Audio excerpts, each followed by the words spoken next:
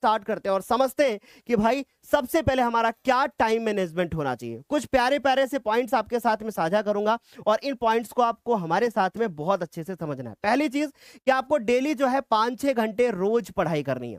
अब बच्चे अक्सर हमसे एक सवाल करते हैं, सर 5-6 घंटे, मैं तो इससे ज्यादा पढ़ता हूँ। भाई बहुत अच्छे से समझिए, आप स्कूल और कोचिंग के टाइम को छोड़ करके तब 5 से 6 घंटे आप पढ़ाई करेंगे। और ये 5 से 6 घंटे की पढ़ाई कैसे होती है वो हम आपको बताने जा रहे हैं। ये 5 से 6 घंटे आपके पास एक कॉपी होनी चाहिए और उसके बाद आपके पास आपका नोट्स होना चाहिए। जो चैप्टर आपने पढ़ लिया है उसको आप अच्छे से रिवाइज करोगे। या फिर मान लीजिए कि आप अक्टूबर के महीने में बात करें तो आप इस महीने में सिलेबस को पूरा करने पे ज्यादा जोर दीजिए। आपका सिलेबस कब तक पूरा हो जाना चाहिए वो भी मैं आपको बताऊंगा। तो आप समझ गए होंगे कि 5 से 6 घंटे पढ़ने का मतलब ये नहीं कि आप स्कूल और कोचिंग के टाइम को इंक्लूड करें। उसके बाद अगर बात करें मेरे प्यारे बच्चों सुबह का समय, जैसे जो बच्चे सुबह पढ़ना चाहते हैं तो सुबह केवल और केवल रिवीजन पर फोकस करें और सुबह केवल एक चीज पर फोकस करें। यदि आपका सिलेबस पूरा हो चुका है तो आप रिवीजन करें, अगर सिलेबस नहीं पूरा हुआ है तो सिलेबस पूरा करने पे आप फोकस करें। जो भी आपके वीक पॉइंट्स हैं उनको आप नोट करें और वीक पॉइंट नोट करने के बाद उनके ऊपर फोकस करें। और अगर आप कोई भी ऐसी चीज है जो आपको समझ में नहीं आ रही है तो उस पर थोड़ा सा और गौर से तैयारी करने की कोशिश करें, क्योंकि कोई ऐसा पॉइंट नहीं है जो बच्चा नहीं समझ सकता है, जो आप नहीं समझ सकते। आप उसको समझ सकते हो लेकिन आपको उसको टाइम देना पड़ेगा। उसके बाद अगर हम बात करें मेरे प्यारे बच्चों, दिन में आप फोकस कीजिए कि आपका सिलेबस सही समय पे पूरा हो जाए। कब तक सिलेबस पूरा कर लूं?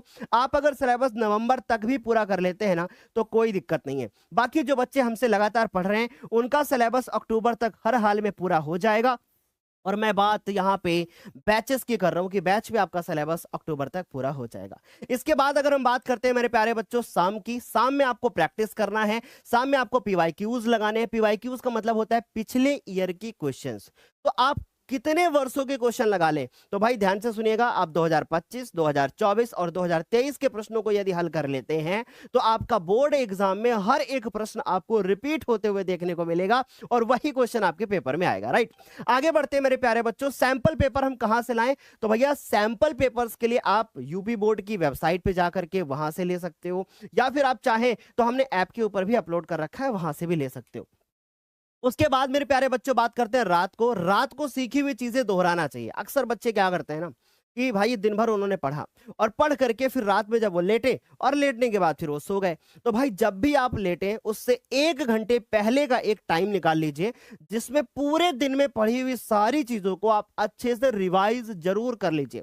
इससे क्या होगा कि आपका कॉन्फिडेंस जो लेवल होगा ना वो बूस्ट होगा। और जब कहते हैं कि अगर कॉन्फिडेंस लेवल अगर एक बार बूस्ट हो गया ना तो भाई इस दुनिया की ऐसी कोई भी चीज नहीं है जिसको आप अचीव नहीं कर सकते हो। और बस केवल एक चीज चाहिए, वो है दृढ़ संकल्प और दृढ़ निश्चय।